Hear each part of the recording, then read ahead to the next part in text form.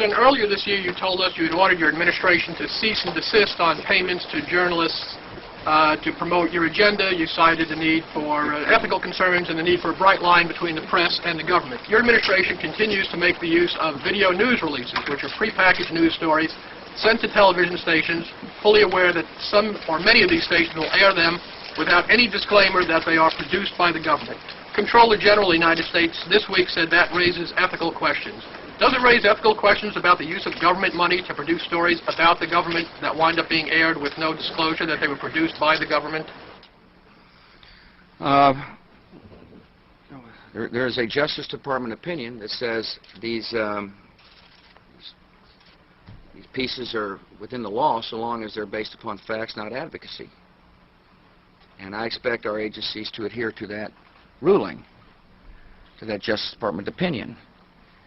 This has been a long-standing practice of the federal government to use these types of videos. Agricultural Department, as I understand, has been using these videos for a long period of time. The Defense Department, other departments have been doing so. It's important that they be based upon the guidelines set out by the Justice Department. Now, I think it'd be helpful if local stations then disclose to their viewers if that's, that this was based upon a factual report and they chose to use it. But evidently in some cases that's not the case. So anyway. To guarantee that's happening by including that language in the prepackaged report. Yeah, I don't, look, oh, you mean a disclosure on George W. Bush and I? Well, some way to make sure it couldn't air without the disclosure that you believe is so vital. Ken, I mean, there's a procedure that we're going to follow, and the local stations ought to, if there's a deep concern about that, ought to tell their viewers what they're watching.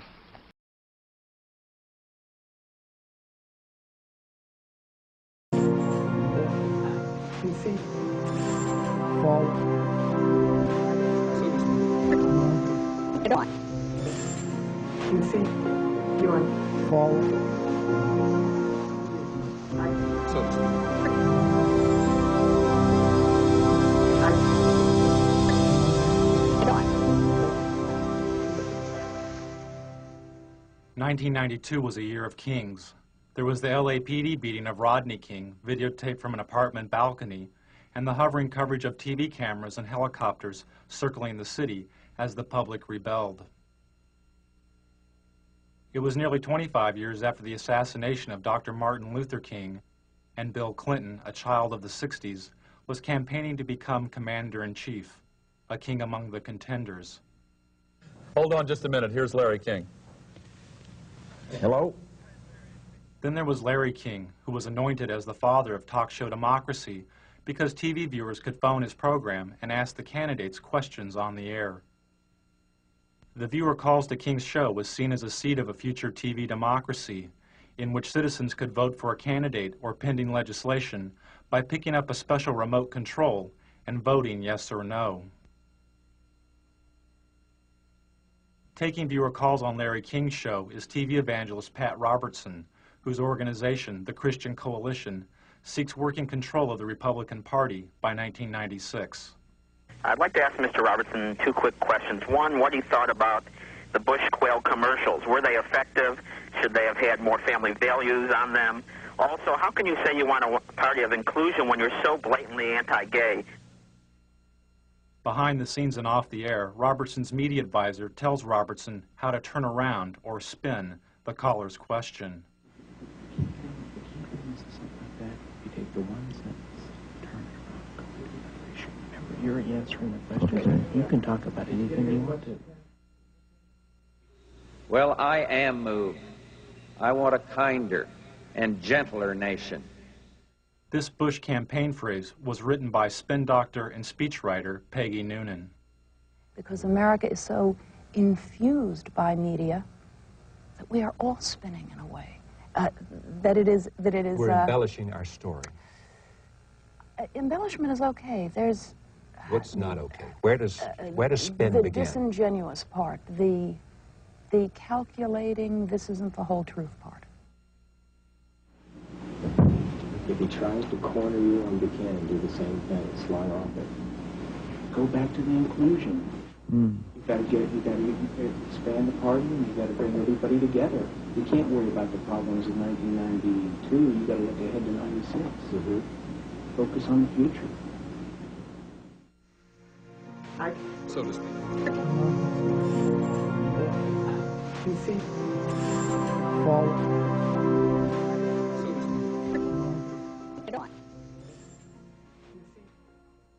Anyone with a home satellite TV system, like the ones you see in bars or in people's yards, could have picked up Robertson and his spin doctor chatting off-air.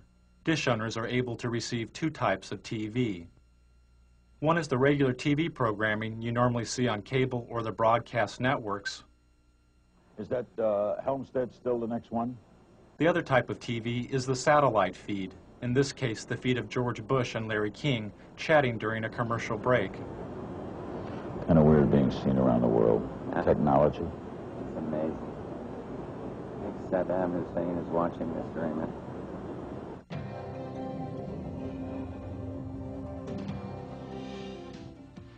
Satellite feeds are used by the networks to transmit images of news events from around the world. An event covered by the network is transmitted up into space to a satellite. The satellite receives and retransmits the image of the event back down to Earth to the network's headquarters, where the video image is edited and contextualized as television.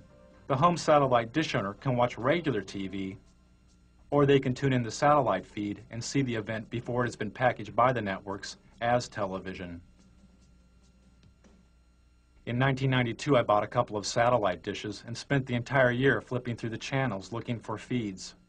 I'd lock onto a satellite and go channel by channel through its transmission, recording the feeds. Then I would move on to the next satellite, and the next one, and the next one. By the end of the year, I'd recorded more than 500 hours of feeds. Don't put a lot of that garbage on. What is this? Are we on the national?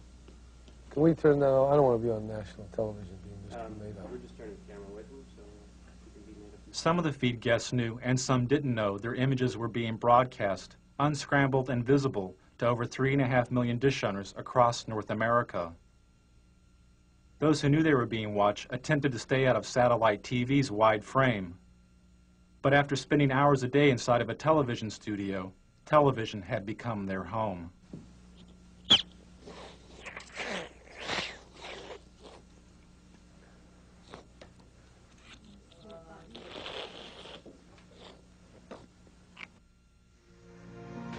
So to speak.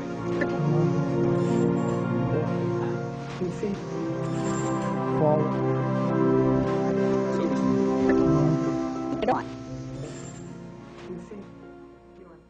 1991 and 92 had been years of political extremes for George Bush. After the Gulf War in 1991, he had the highest approval rating of any president in modern history. But as the U.S. economy fell, so did Bush's ratings and his health. He and the First Lady Barbara Bush developed a thyroid condition known as Graves' disease. As Bush's ratings fell further, he decided to appear on Larry King's show. His appearance marked the first time a U.S. president had been on a call-in talk show in over 15 years. You feeling well, by the way? Yeah? Are you feeling well? You're good. Lucky. Running still and played tennis yesterday. What is that disease you had? Crohn's, no, not Crohn's, just thyroid. I don't know what it's got in it. What are they drug treated, right? Take a drug every single morning, a little blue thing, Synthroid or something. And it wasn't hard. It's what the thyroid does to make your heart fibrillate. It's been very good.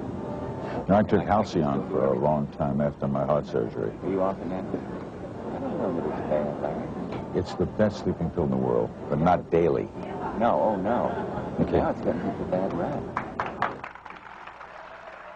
Halcyon had gotten such a bad rap that its product license in Britain was provisionally withdrawn.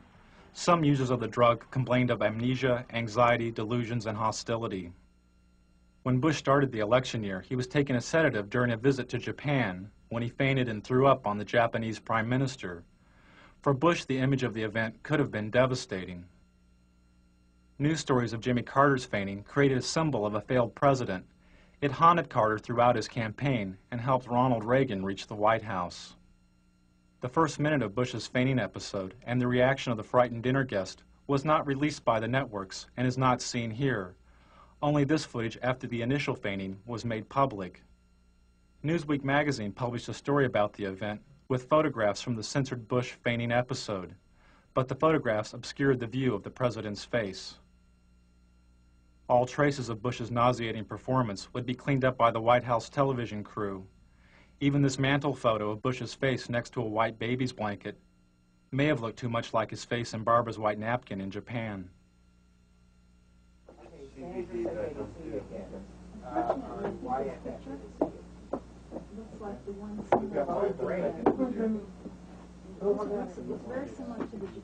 You want to take one of Anna? You got it.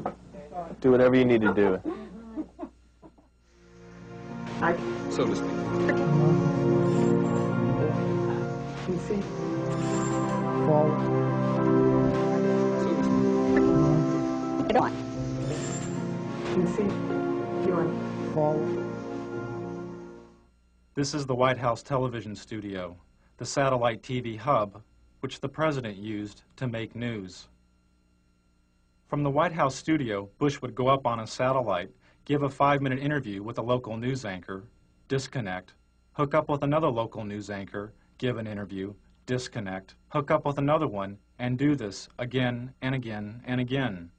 This type of satellite whistle-stop campaigning is called the satellite tour. This is a technician at the White House hooking up with TV stations in South Carolina and Florida for a satellite tour by Barbara Bush. Channel 4, do you read us in Washington? WYFF. Come in, come in. Remember that every single man, woman, and child in the state of South Carolina awakens to a freer, safer world because of George Bush. WIS, do you hear us in Washington? I would remind people that every single morning we all awaken to a safer, freer world because of George Bush. WCBD, do you hear us in Washington? And Nicole, I would remind you and the people of Florence that all of us awaken every single day to a freer, safer world because of George Bush. WCSC, do you read us in Washington? They themselves awaken every single day to a freer, safer world because of George Bush. Campaigning via the satellite tour allowed the candidates to cover long distances. But there was another major benefit. They could bypass the national TV networks. There was no need to feed through the TV network center and on to the local stations. The campaign was now the center and its own television network. This is great. I love these.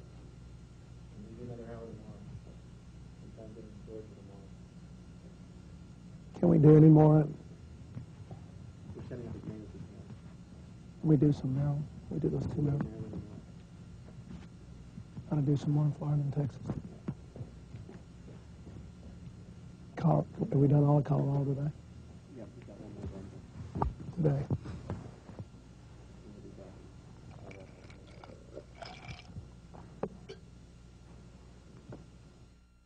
Another way the candidates made news was by creating their own TV news stories called the video news release. The video news release was given free of charge to local TV stations.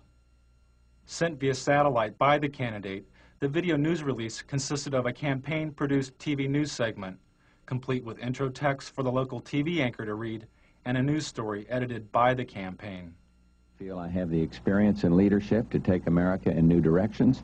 One new direction, Job Training 2000. Mr. Bush's plan to retrain blue-collar workers and the unemployed for new job opportunities. The country's 11 largest business organizations endorsed. Nearly all the major candidates placed a video news release on local television, and nearly half the local TV stations which aired the releases didn't report that they had been produced by the candidate. For instance, this story's reporter, Michael Caputo, wouldn't be identified as working for the Bush campaign. Primaries March 17th. In Washington, this is Michael Caputo reporting.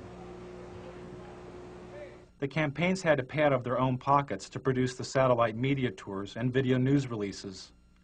But their best and cheapest way of making news was through the TV talk shows. And the candidate's talk show of choice was CNN's Larry King Live, which made the front page of the New York Times 57 times during the election year. Before Al Gore was famous, Tammy, on his book tour, he drove over to Mutual Network all by himself, came up in that great Crystal City elevator. I still remember the day I became famous. Yeah. When your column in USA Today came out. On that thing, that book. I always remember the card you sent me.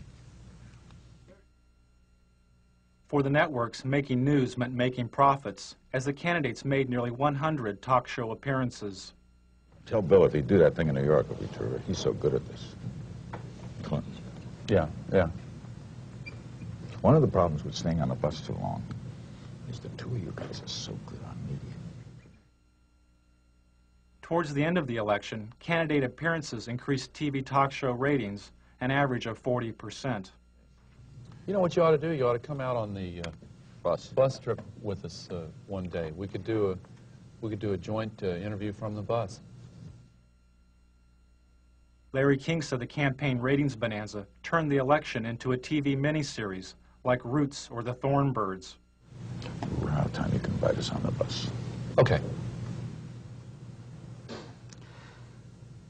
We have plumb run out of time. Thanks for coming, Al. I'd like to invite you to come on the bus with us. 1992 was probably an historic first, as a major network's advertising revenues from its political coverage made more money than it cost to report the campaign. For CNN, the election was a watershed, as the network received its highest ratings since the Gulf War. But I want him to finish the thought here. That's the one break we have to hit live. It's an around the world break. It's hard to believe we're being watched in 151 countries. It's scary. I'm in Israel. I'm at the Wailing Wall. True story. Israel. Never been there before. There with my brother. I'm Jewish. It's my culture. Stand there as an old rabbi, davening. He's praying. He's an old, religious Jewish man. He looks up at me and he says, "What's with Perot?" I swear to God, what's with Perot? In Israel. I love it. It's crazy. Ted Turner changed the world. I'm a big fan of yours. Is it? He would serve you against it. I'm really surprised. He's ready. What's he got left in life to gain? After you're elected, think about it. No dope. That's for sure. Great guy to work for, too.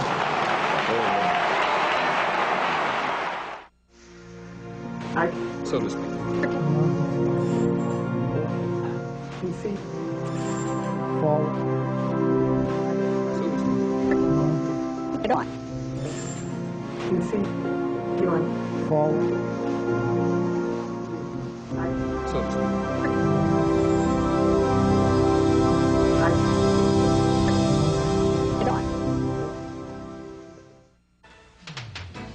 Amid continuing allegations of tabloid reports pointing to extramarital affairs, Arkansas Governor Bill Clinton is this noon campaigning across the South. Hello, Mike. Everybody in America who's had problems in their marriage, who either wound up divorced or who got back together, votes for me. I'm a shoo-in. Can you hear me? I figure if everybody in Maryland who's ever had trouble in their marriage and they're still together, or who's ever been divorced, votes for me, I'm a shoo-in. Hello? And you know, if every American couple who's either been divorced or had problems and stayed married votes for me, I'm a shoo-in for re-election. I think the American people are smarter than the pundits. Before Clinton was shooed into office, he had to compete against a host of other Democratic candidates. The media focused on 4 of these candidates, but Larry Agron was a 5th candidate the press did not report on. There's no makeup here? During the 1992 U.S. Conference of Mayors, the New York Times reported that, quote, dozens of mayors seem to agree on one thing. The single candidate who truly understands urban needs is Larry Agron, unquote. They promised to bring this stuff over. None of the networks mentioned Agron's presence at the convention. How about if I run over that Super Saver? One of Agron's staff had to run over to the Super Saver and buy some makeup because the network had broken its promise to provide it. This was typical of the media's treatment of Agron. When he appeared at this Democratic Candidates Forum, this Associated Press photo simply cropped Agron out of the frame. During the New Hampshire primary, the TV news reported the polling numbers of the top 5 Democratic candidates: Brown, Clinton, Harkin, Kerry, and Tsongas. When Agron moved into a three-way tie with Harkin and Brown with 2% of the vote, most of the TV news didn't mention Agron. The day Bill Clinton captured what may have been the most valuable airtime of the entire election, as he spoke to 50 million viewers about his alleged affair, was the same day that a poll showed Agron's support at 4%. He had passed Brown and was the 5th leading candidate. When ABC's Sunday Evening News reported this poll, they simply deleted Agron entirely by not reporting his candidacy. During the New Hampshire primary, Agron's only live commercial TV appearance was through this satellite feed to ABC's Nightline. But the Nightline program wasn't directly about the election.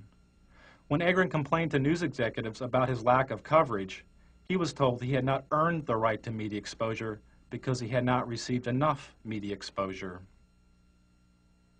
And on stage, the 5 major contenders for the Democratic presidential nomination. Although Agron was on the ballot in nearly half the country, he was barred from most televised debates, including this one sponsored by the League of Women Voters. He couldn't meet one of the League's main criteria, which was, quote, recognition by the national media as a candidate meriting media attention, unquote. Good evening and welcome to the Democratic presidential candidates debate on urban America. Agron wanted to debate on urban America, calling for a 50% cut in defense spending and the reinvestment of some of that money into America's decaying cities. We are going to be coming to you, live from Lehman College, and you'll hear a bit of a disturbance in the background, but we'll go on with that in any case. The disturbance is Larry Agron, asking to be included in the debate so that he can explain his plans for defense cuts and urban revitalization. Bronxborough President Ferdinand Ferrer, and Mr. President, I suggest you wait for just a moment till the man is quieted or chooses to quiet down. All right, Mr. Ferrer. Agron was quickly arrested. His court date fell on the first day of the Democratic National Convention. During this campaign, but very little said about the problems facing America's cities. Tonight, we'll change all that. Without media exposure and the debates, Agron couldn't quickly receive federal campaign funds, and his candidacy lost momentum. You look all right on camera. What's that? You look all right, there's no hot spots. Really? Okay. Well, you I got a mustache that shows through here. Okay, why don't you go get some stuff, Mike? Oh, yeah. There we go. Campaign funds. The Democratic Party refused to include Agron in the debates or speak to the networks on his behalf. Agron talked about his exclusion, saying, "I've challenged my own party for its continuing complicity in Cold War thinking, Cold War rhetoric, and Cold War budgets." To restore order right now, there are 3,000 National Guardsmen on duty in the city of Los Angeles. Another 2,200 stand ready to provide immediate support. So to speak.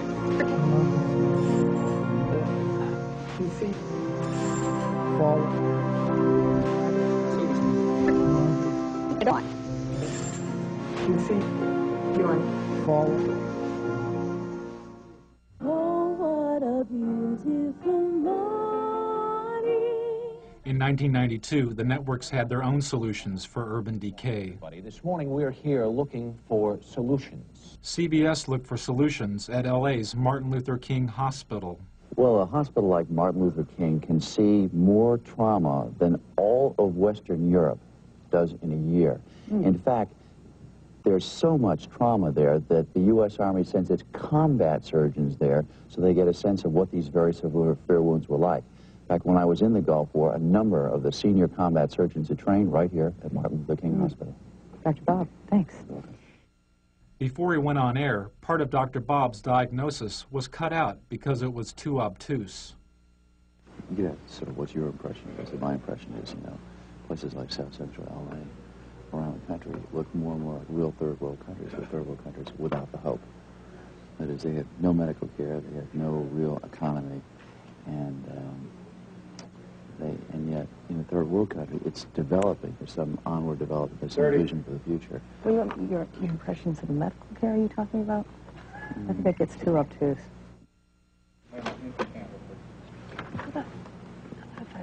ask about the level of the trauma care? Cuba's always been considered superior, has it not, to other parts of the country? Good. Yeah, 30 seconds. Yeah, it's the best, you know, Why gun don't I shelter. say something like that? Okay. As the conditions of the cities became obtuse to the networks, they turned to the suburbs to render a verdict on the campaign. And later, Eye on the Campaign. You will see and hear some of the suburban voters who may very well decide this election.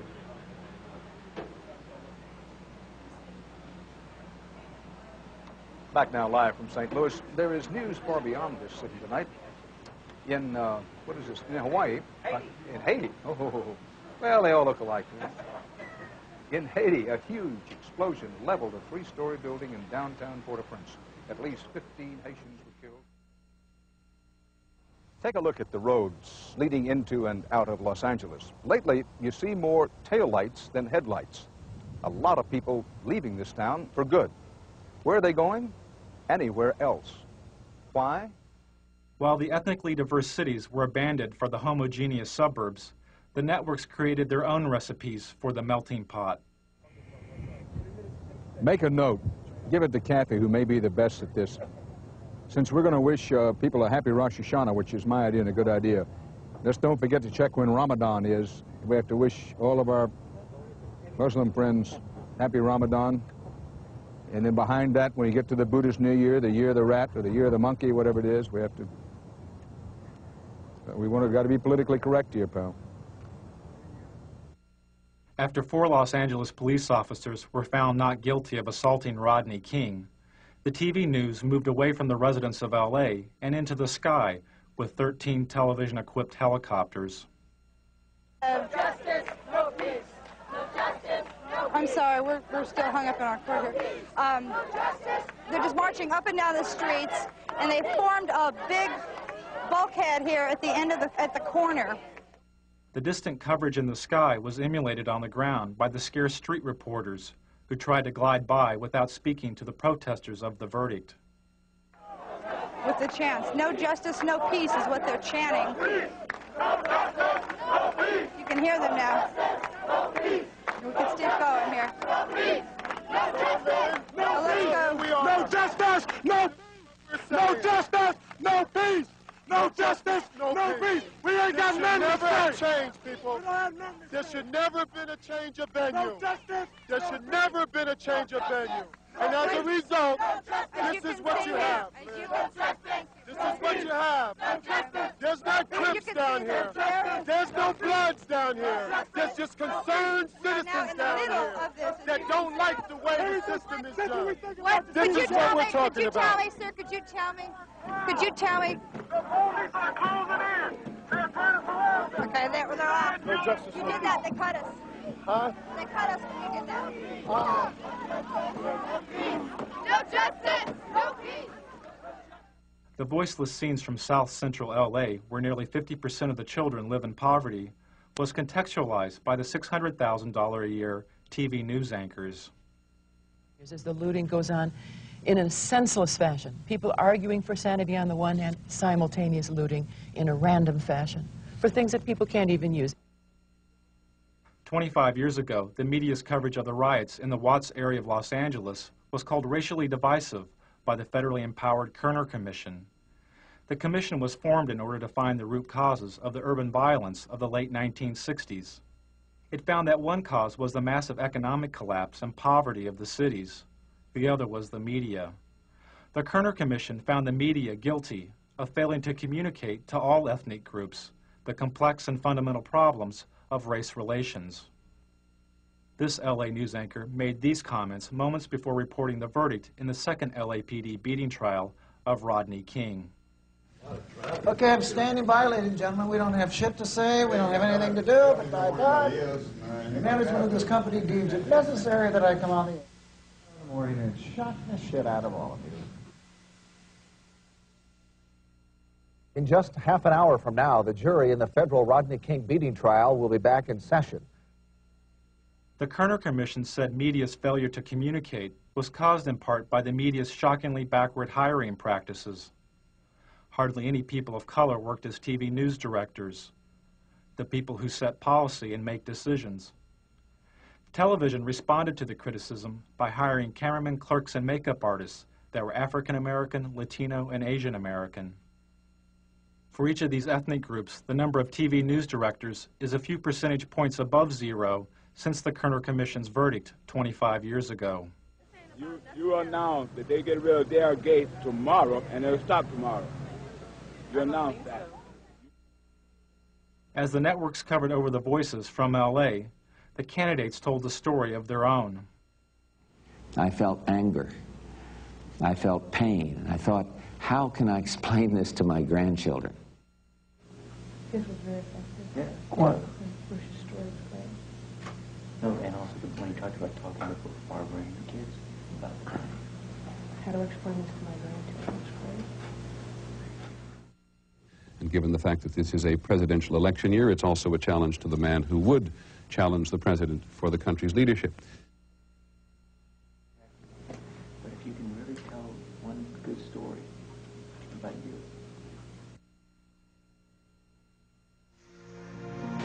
So to speak. You see,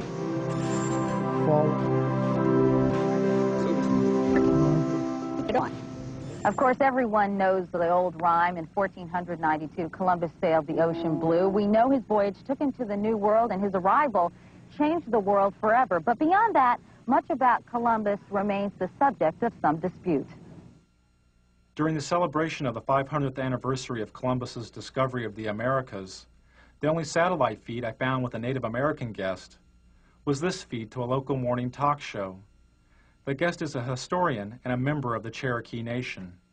As you said he presided over death of 250,000 people. No, that wasn't at his own hand. That was others who followed him and disease and that sort of thing. No, he couldn't control. I'm talking about like his first 2 years here, 250,000. It's pretty well documented. He took his interpreters, he took his guides as slaves. He chopped off the hands of anyone over 14, any male over 14 who couldn't bring him gold. He took women as sex slaves for his men. Dr. Mattei, I want to thank you very much for coming by. Thanks for spending some time with us this morning on the Good Morning Show. You're welcome. That was brief. Okay. Hopefully painless, sir. The painful lessons of Columbus's past were never mentioned as the networks debated his legacy. Interesting debate. I'm not sure we've settled it this morning, but we appreciate trying. That's true. Thank you both. Thank you. And we'll be back with more of our special edition of Today on Governor's Island right after this.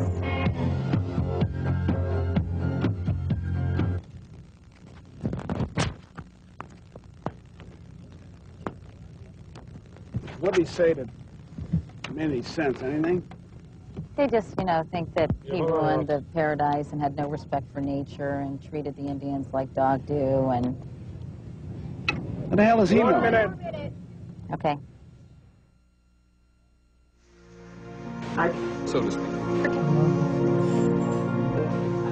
you see,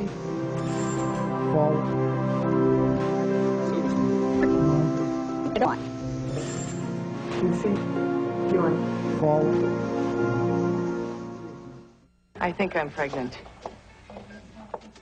The woman on the screen is Murphy Brown, a fictional TV sitcom character. Doesn't help matters when primetime TV has Murphy Brown. He is talking about you. Epitomizes today's intelligent, highly paid... Vice President Dan Quayle blamed the LA riots on its citizens' lack of family values, instilled in part by the Murphy Brown TV character. He said it was not economic poverty, but rather a poverty of values promoted by the Brown character, which caused the burning of LA.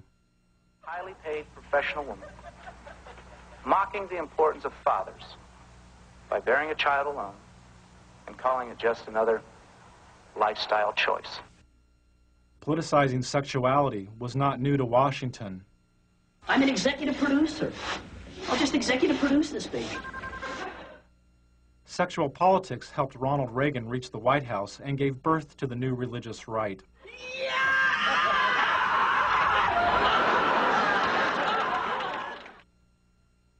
After the Republicans lost the presidency to Jimmy Carter, some conservatives theorized if the Republican Party would oppose abortion, they could split the strong Catholic voting bloc of the Democrats and elect a Reagan and Bush ticket to the White House. As a senator, George Bush was against outlawing abortion. But as Reagan's vice presidential running mate, Bush changed his position and supported a ban on abortion. Well, you haven't given us any specificity about where you stand on this, Senator. In the past, particularly in the House of Representatives, you voted against federal funding for abortions, and that meant for poor women. In some circumstances. Well, tell us the circumstances, please. All right. The circumstances debated have involved rape and incest and life, where the life of the mother is in jeopardy. As a congressman, Al Gore voted against using federal funds for abortion. But as a vice presidential candidate, he changed his position and supported using federal funds for abortion as part of the Clinton health care plan.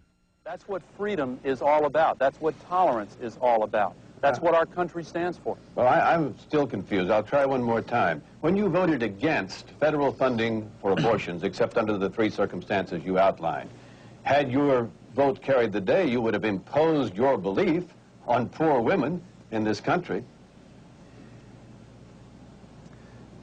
There was no and there is no national health insurance program today. We do not have the kind of comprehensive coverage. After the abortion questions, Gore's media advisor tells him how to turn around or spin the A question.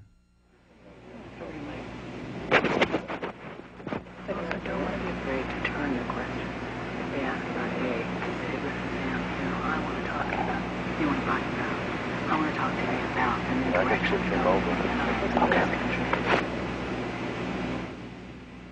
Okay. And the president of the Christian Broadcasting Network, Mr. Pat Robertson. The 1992 Republican National Platform called for a complete ban on abortion. Nearly 30% of the platform committee was controlled by the Christian Coalition and its president, Pat Robertson. The goal of Robertson's Christian Coalition is to gain working control of the Republican Party by 1996. I have 2 television networks. I have 3 radio news networks. I'm starting Standard News. I have 50 reporters right now working for me that are very fine. Robertson's reporters work for his Christian Broadcasting Network, or CBN. Through the 700 Club, CBN News reports reach over 43 million homes in the U.S. Operation Rescue has targeted 5 abortion clinics in Buffalo for a minimum of 2 weeks of activities aimed at shutting the facilities down. In 1992, Operation Rescue was a top news story for CBN. A battle both sides vow to win. Andrea Francis, CBN News.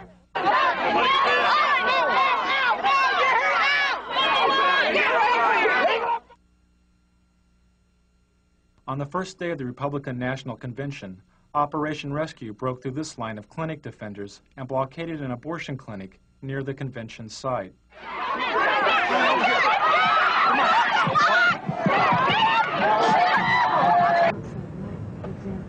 That same day, Robertson had this discussion with a CBN staff person. I have sent word to keep that Operation Rescue. I don't want one word on this program this week about Operation Rescue. Well, we're not. We're not. I don't want to cover it. I don't want to talk about it. And I want you to hear it.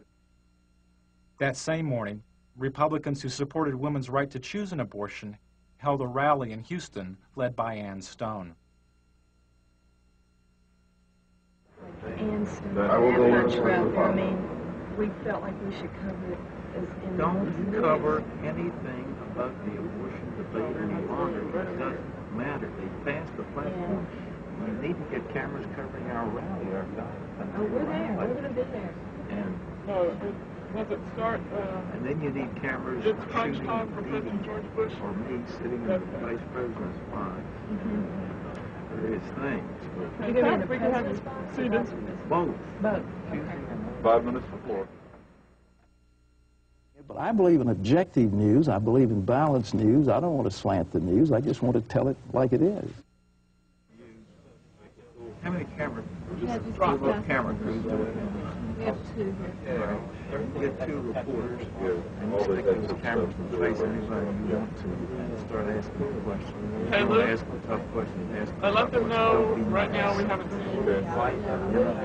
I mean, get out there. Don't even say who you're from. He doesn't show me. We'll just go from there. What do you think is the president of your taxes? You think this thing like Persian Gulf, there might be a military killing? You think that's election? I mean, Pat will discuss with them. you know what I'm saying? I mean, and the camera right in their face. Go up and ask you a question. Boom. We'll do. We'll do it. You play hardball. We play hardball. I'm not sure at that point it's going to go on. Televangelists play some of their hardest ball at the expense of the gay community by using the AIDS crisis. 52, 786. It was a squeaker, but we made it. And the totals are going. By 1985, viewers were giving an estimated $100 million a year to Robertson's TV program.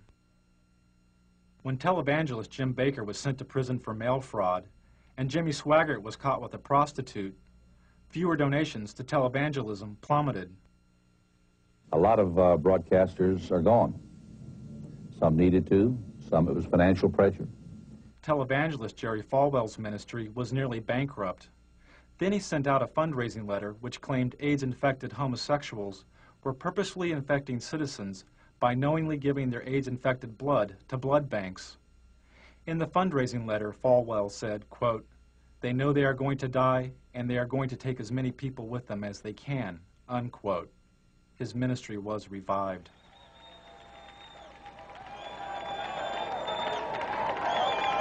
"75 years ago, a plague descended upon the world and covered the nations of Eastern Europe like a dark cloud. But ladies and gentlemen, a more benign but equally insidious plague has fastened itself upon the families of America." At the Republican National Convention, Robertson characterized communism and government bureaucracies as plagues, a thinly veiled reference to the AIDS crisis. Robertson supports the theory that gays have conspired with other supposedly subversive agents in order to undermine the nation. Ladies and gentlemen, the carrier of this plague is the Democrat Party. That Republican convention was one of the most hateful things. I'm a Republican, but I'll tell you what, Pat Robertson personally was one of the reasons why I voted against George Bush. Okay, now, Pat, he's saying you would not let a pro-choice person chair your party, or you would try to stop it. He just contradicted what I just said. I'm sitting here in this chair telling you something different, and he said I won't do. How does he know what I'll do? I think if he obviously didn't hear my speech at the convention, because it closed with a beautiful story of a lovely lady holding a little starving child in her arm, and it was a call for a better world and one nation under God. I can't see how anybody said that was hateful. I don't know where he's coming from, but there's something there that is not just on the surface, I think, because I didn't say the things he said I did. We'll be right back with Pat Robertson and Lynn Martin and more of your phone calls on Larry King Live, then Tina Sinatra. Don't go away.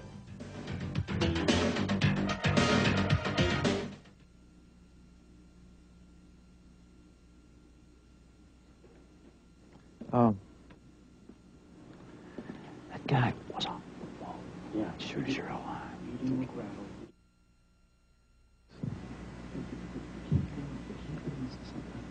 take the one sentence, turn it around, completely another issue. Remember, you're answering the question. Okay. You can talk about anything you want to. Yeah. What's that? Did you get a good question? No. This last one is. The last one, I didn't get I it. said, who in the heck is screening these calls? I've had one person call him a bigot. I've had another person call him a zealot. Let's get some balance out there. Well, the last one. It's too late. The last one's okay, but the first three were all homosexuals. I know. Remember, I've had this before. you can answer the question any way you choose to. I hear you. All right? Remember, so take it where you want it to go. Take it where you want it to go. I don't like the producer of this segment. Well, they were trying to set me up. That's what they told me. And that's what the Harris people told me. Did they accomplish it, or have I come back on No, I think you're fine. I think that I'm just very upset. Yeah. Well. It hasn't come across on your face as being angry. Oh, no, I'm not angry. Who's angry? You look good. Well, thank you. It would be. Your position. I think they'll be out of here in about another. I hear you. You're right. So to speak.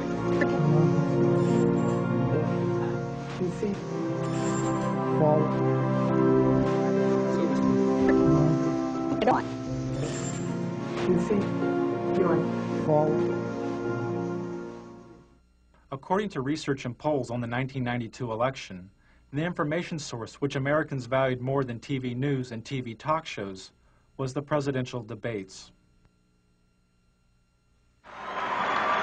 And this would mean that there would be 4 televised presidential debates, more than ever held in any presidential election.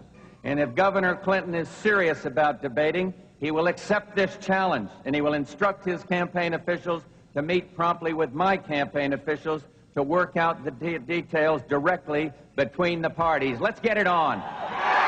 Bill, baby, let's do it. Get it on, as we say. Let's get up there and get it on, side by side. Sunday night, Mr. Bush is going to go on Larry King Live. So what I think is, Larry King ought to have us both on there and let the American people call their questions in. That's what we ought to do.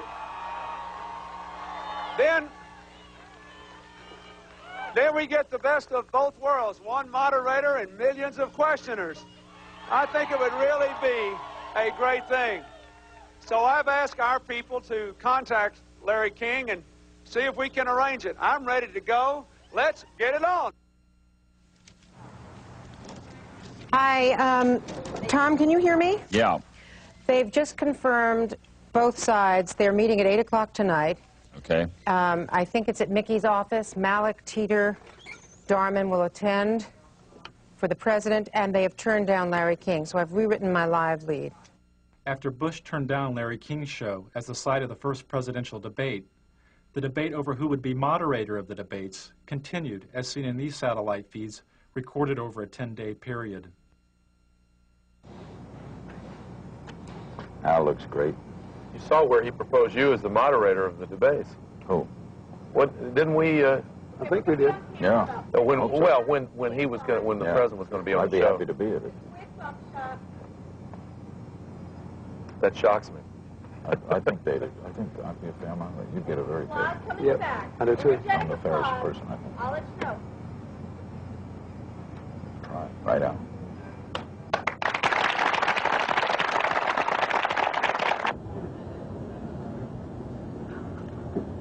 You're doing great. I will tell you. I'll be the first to tell you. Did they pick the journalists today for St. Louis? Mm-hmm. Did they pick the reporters? Not yet. Mm-hmm. Okay. Thanks. And I still think, you know, there's a lot of merit to that. Who's on Sunday night? Do we know yet? No, the moderator? I don't think so. We know yet. No, it hasn't been chosen. But you have input, they have input, Pro has input. That's correct. Right up my alley. That stuff right up my alley. No one would get an edge. What's that? Be fair.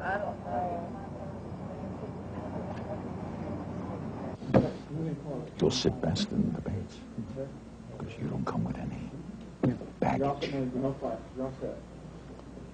You could elevate it. Every time we talk about something silly, you say, come on.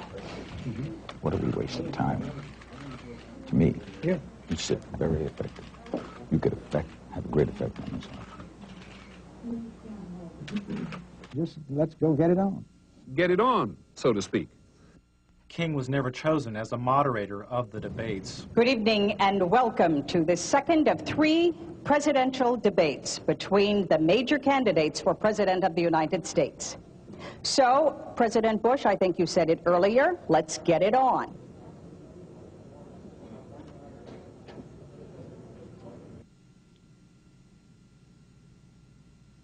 Good morning. The latest presidential polls show President Bush is closing in on Bill Clinton in the final week before the election. One poll shows the 2 candidates are almost even. A CNN USA Today poll shows Clinton and Bush virtually deadlocked. 4 days before the election, George Bush made his final appearance as president on Larry King's show. What a night, what a finish. What a year for me. Huh? A year for me, it's been unbelievable. Changed the world. It's different. CNN poll today? Mm-hmm.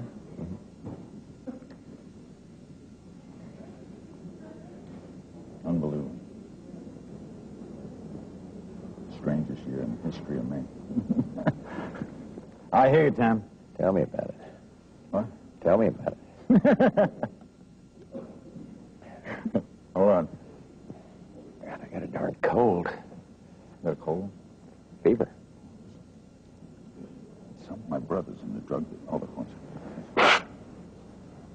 Slight cold.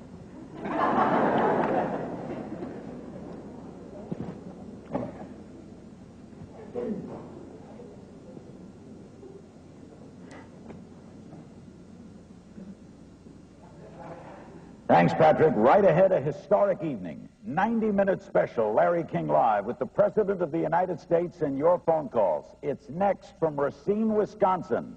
Don't go away.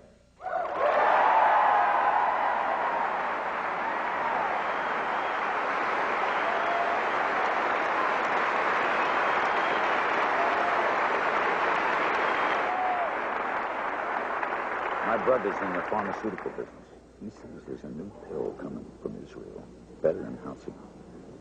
You mean for sleeping or beef digestion? Great.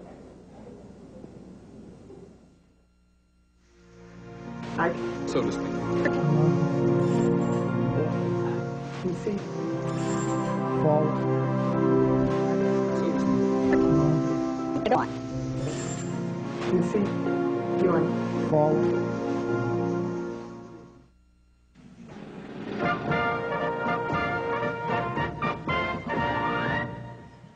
We're back. It's now shortly after 9 o'clock in the east. Polls are still open in the west, of course, in the mountain time zone as well. There's a winner in the Rocky Mountain states. Colorado, 8 electoral votes. Perot was a big factor, taking away... 3 years after Bush's defeat, the Christian Coalition tripled its active membership to 1.5 million members. Clinton's taken New Mexico, according to them.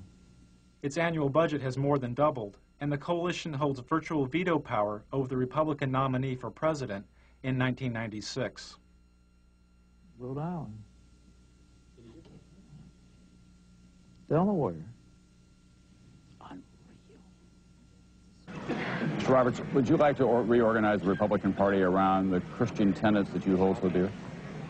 I would like to see a winning coalition like Ronald Reagan had. I think we've got to get economic conservatives together with social conservatives and some who are foreign policy advocates of the foreign policy initiatives that we've seen very successfully over the last 10 or 12 years, and to put together that coalition. And I think that the last thing we need is recrimination and finger pointing and that sort of thing. The Republican Party would probably have a splendid opportunity if we have some economic collapse in the next 2 or 3 years to come back strong in '96. Pat Robertson, thank you very much. Thanks.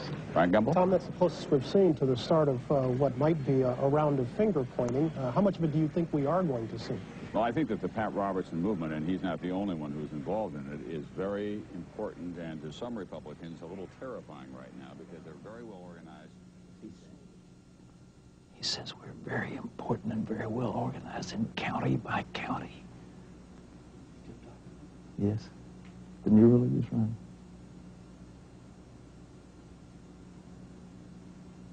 They'll organize out of sight of the conventional machinery and then go out and win.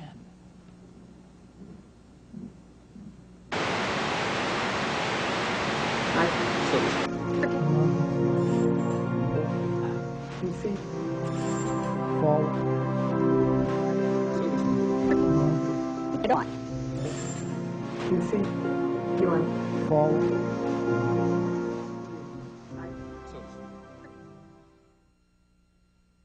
It was reported after the election that the Clinton White House uses the Department of Defense to intercept satellite TV feeds on a regular basis. This monitoring practice started during the 1992 election, as Al Gore's wife, Tipper, found out during the campaign. Everyone's watching you on Little Rock.